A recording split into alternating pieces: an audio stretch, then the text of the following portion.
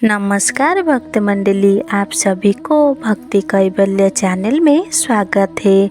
आज हम जानेंगे माता लक्ष्मी जी के एक भक्त के बारे में। एक गांव में एक गरीब किसान मोहन रहता था।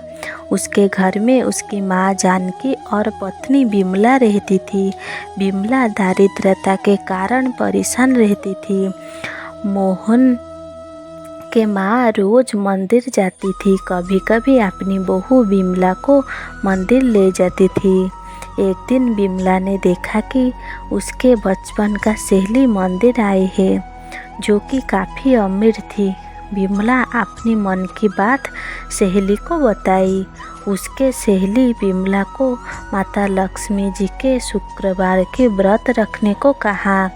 बिमला ने 1 वर्ष तक शुक्रवार के व्रत किया, पर उसको कुछ प्राप्त नहीं हुआ। वो एक दिन गुस्से में सहेली को बताई, 1 वर्ष हो गए तुम्हारा बात मानकर व्रत रखा, पर कुछ नहीं हुआ। तुम मुझे झूठ बोला। ये कहकर बिमला चली गई। अगले शुक्रवार को बिमला व्रत ना रखकर खाना खाने बैठ गया। उसी समय एक वृद्ध माता आई और बिमला से खाना मांगी। बिमला मन में दया आई, वो अपनी खाना उसे दे दिया। वो माता वहीं पर बैठकर खाना खाई और चली गई।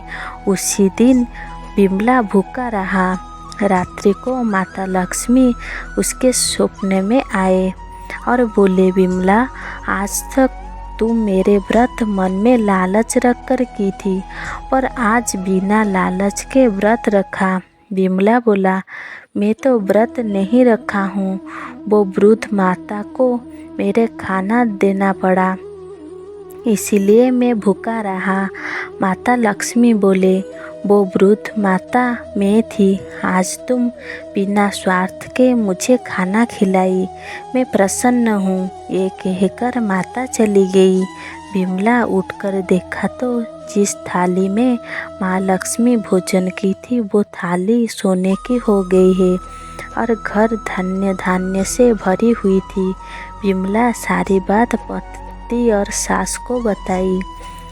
बिमला के बात सुनकर उसके पति और बिमला के सास माता लक्ष्मी को प्रणाम किए और बहुत निष्ठा से हर शुक्रवार का व्रत रखा। ऐसे ही होती है माँ लक्ष्मी की कृपा। आप सभी को ये भाव पसंद आए तो जय माँ लक्ष्मी ज़रूर बोलिए। Thanks for watching.